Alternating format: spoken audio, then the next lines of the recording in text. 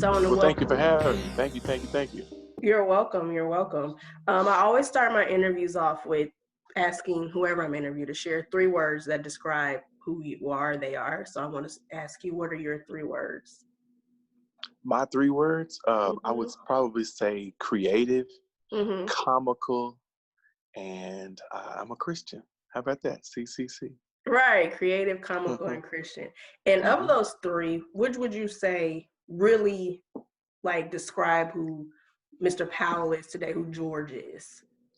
Of those 3, well, the politically correct answer would probably, or the Christian spiritual answer would probably be Christian. But I think that I'm probably more, I don't know, I'm probably more comical than anything. I like to crack jokes and I get practical that jokes. energy.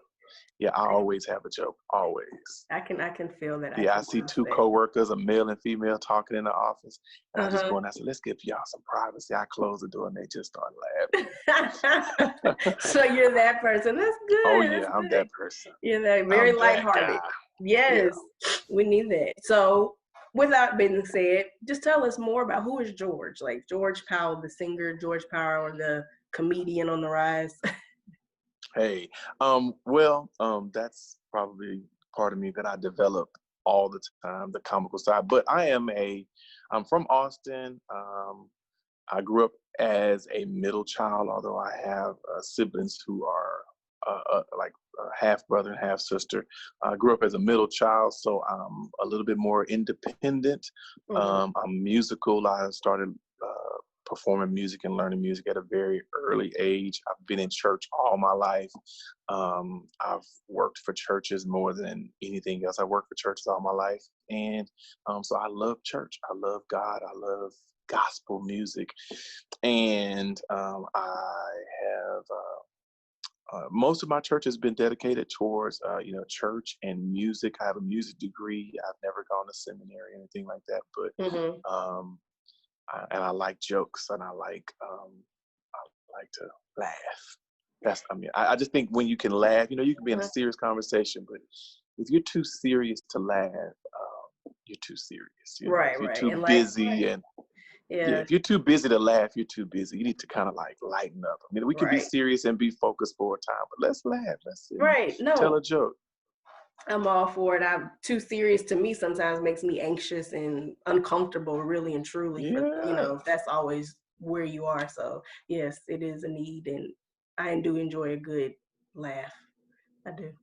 Especially during, I don't mean the side joke, but like on a side note from today, especially during this time, one thing that I found to help me get through this that is relieving on my laughter is the Golden Girls. I've been watching a lot of Golden Girls. So that's like, Thank you for being a friend. yes, yes. Yeah. Yeah. So that helps. I've been getting a lot of laugh after that. But I want to talk about why we sat down today, which is your song. hmm And hmm I have to say, love it. Although it's a classic already in itself, but your voice to it, your message, the lyrics. Let's just talk about a little bit. What was the process behind writing that song?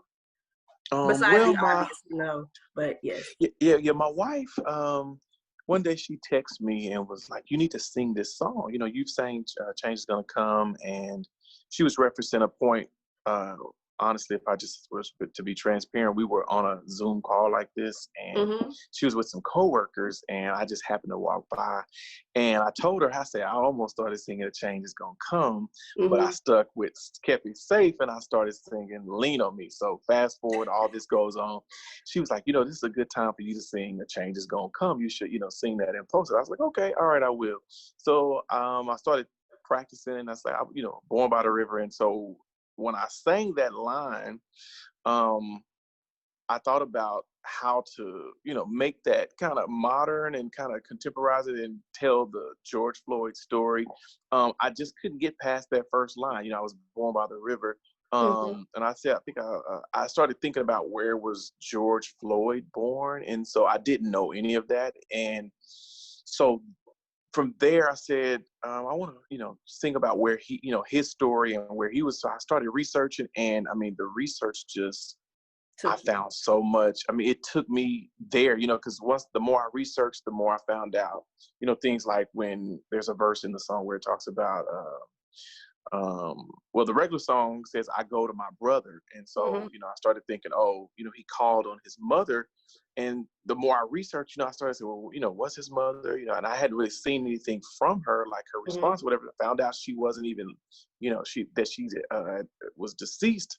And so that kind of really kind of struck a chord with me, because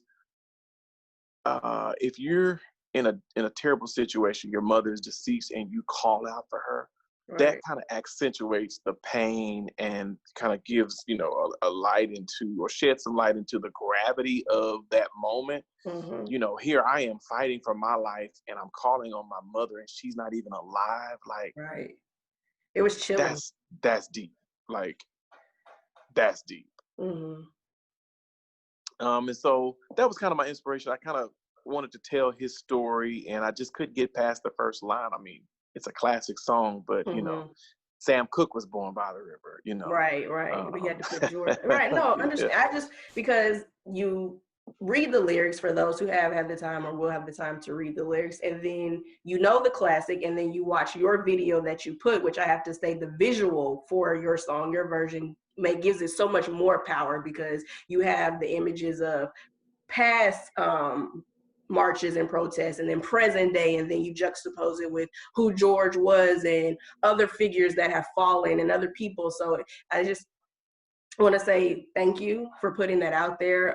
Your voice, your anointing is truly on that song, and I hope more than the 2.1 million people that have seen it see it more. I've shared it on my Facebook page, so I hope people see it, hear it, and feel the message. Oh no, of course, I loved it. Like, you could sing. Thank you. So many people have, for whatever reason, it's really resonated, and people have said, oh, you did a good job singing. But I think the most of the people have talked about how it's more been appreciation. Thank you for sharing and singing our story. The George Floyd story is our story. I mean, we've been saying, we've been talking about police brutality for a long time, and we've got a whole long list of names. But it's just amazing that, when we thought that, we had seen the worst and that it's been bad for us, we get it captured on, on camera, and, for 8 minutes and 46 seconds, here we are, that whole visual. So I just think that, it's not amazing to me that it caught the world's attention and that the world was, taken by it. But, so many people have expressed appreciation. And so that has made me grateful to be a part of it, because people have connected with, with the song, with the message, and, it's our story. And it might be counterproductive to ask this question, especially with you being a Christian, but change is going to come. Like the song from when Sam Cooke first wrote it, and even to today, do you believe that a change really is going to come? I'm hopeful, and I do have faith that a change is going to come. I actually believe that it is, just because we finally have the world's attention. I mean, the world is watching, and not only are they watching, but they've joined us in our march, in our effort. People, I mean, towards the end of the video, I was doing research, and I knew that it was in different countries and that people were marching and protesting in different countries. But to get to see the long list of countries that were participating actively, and they didn't just have, 15, 20, 100 people, they had thousands of people, all across the world saying Black Lives Matter. And then, I forgot what country it was in. It may have been somewhere in China, but it was talking about how they were trying to get rid of the African American or the Africans because of the coronavirus. And so it's a worldwide problem. And so to see the world rise up and respond, and people, across the world holding up Black Lives Matter, it gives me faith and hope that a change is going to come. I have to agree. And one thing you said, like you said, is we have more participants or more people who agree with us, because one might say or have the opinion, well, we've been fighting for this since the beginning of time. But if you think back to the civil rights era, it kind of was just us. Did we have other members, people from the faith community and other ethnicities joining us? Yes, but for the most part, it was just the Black community. And then now, even from an image I saw in your video, it's everybody, like it's the whole world. So yes, change has not been quickly, but it's come in its own generation, in its own way. And I would like to think that I will see the change that we're seeking in my lifetime, but I may not. But I do have faith in the change that I see right now, just from my generation, and what can happen in the future if we just keep on this plan, this trajectory of, just having a voice and being unified and leading with love. Yeah, I don't think we've ever seen, I don't think Black people have ever seen this much support, united support throughout the world. So this is, I think this is a first in history. I think this is going to some kind of way be in the world, hit or be a world record, like in the Guinness Book of World Records, to have this much support for Black America, for African Americans. I don't think we've ever had that much worldwide support. Right, and it took a Black man born in North Carolina, but really from Houston, Texas, Third Ward, to, say, hey, all right, we gotta do something different, because this is not cool. Not cool.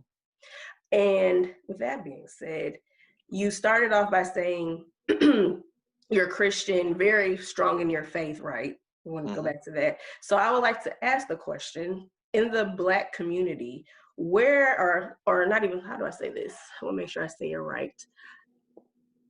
How important do you think it is for us in the Black community to lean on our faith right now in this time of healing and the like continued trauma we keep seeing?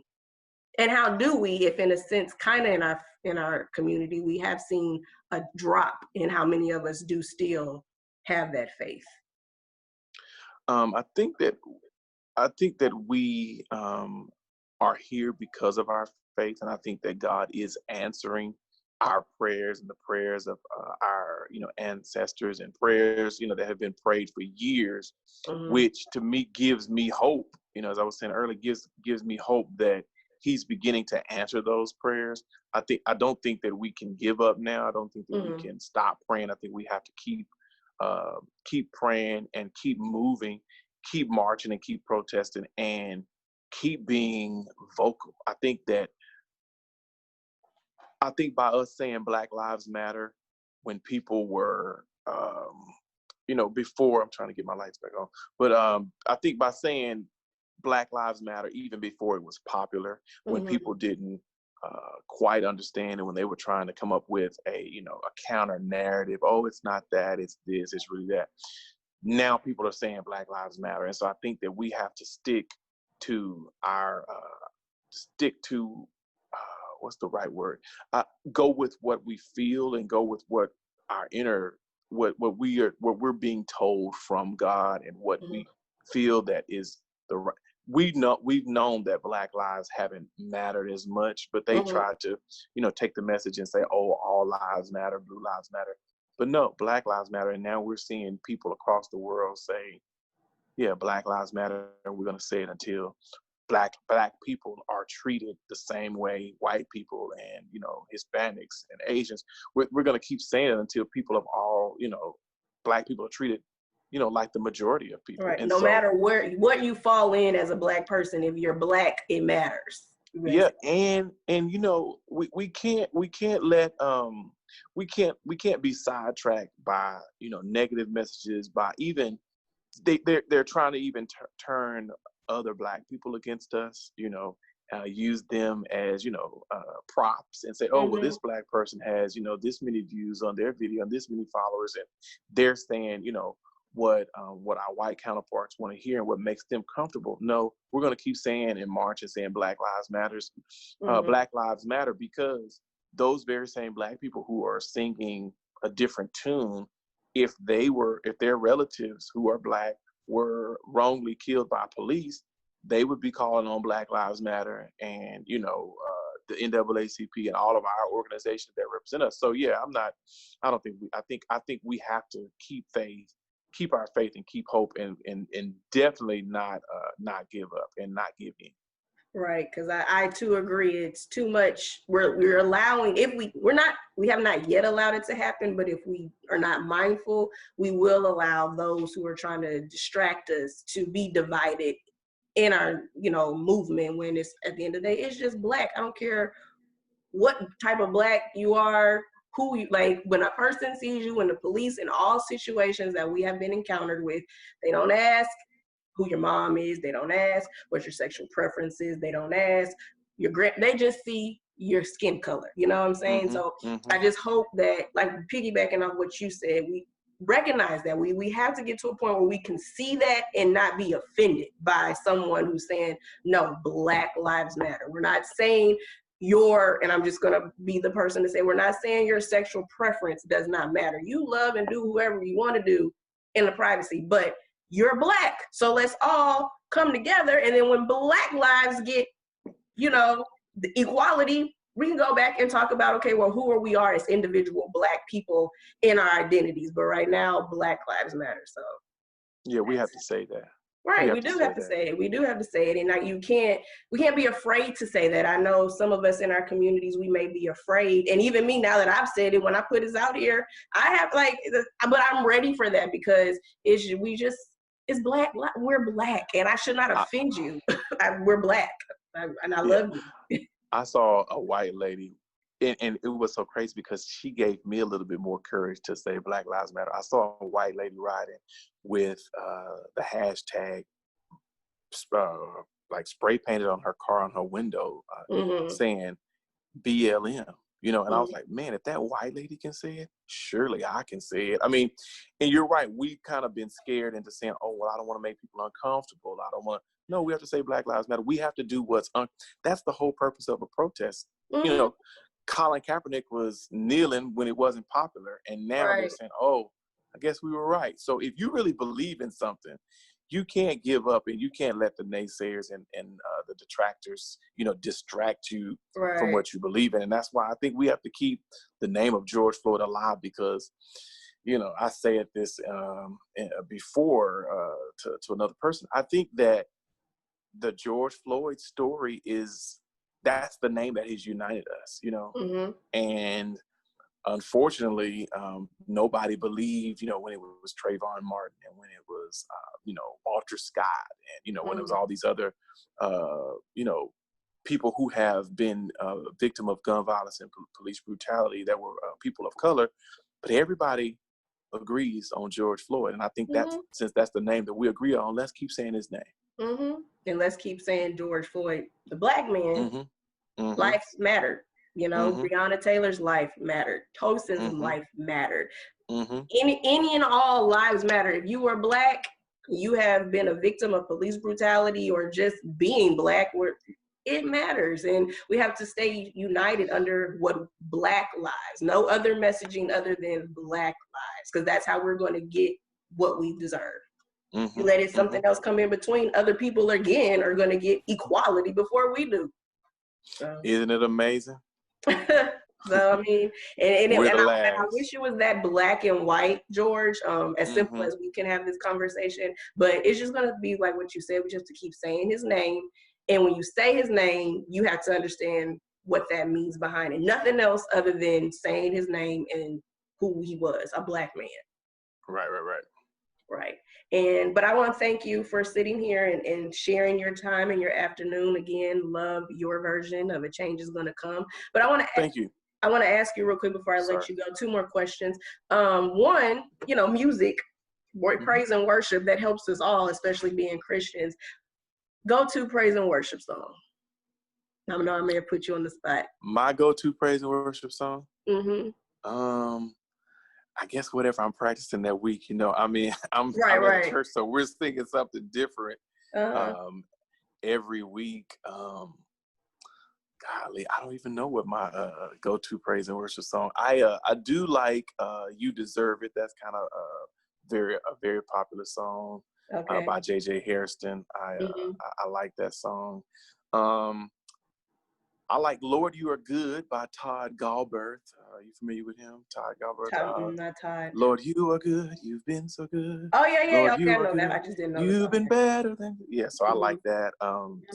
But that's one of my favorite songs. I can, because you can sing that song on a bad day, on a good day. You Deserve It has kind of received, I won't say overkill, but it's kind of been overplayed and or overexposed or whatever. But Lord, You Are Good. I can sing that on a good day. I can sing it on a bad day.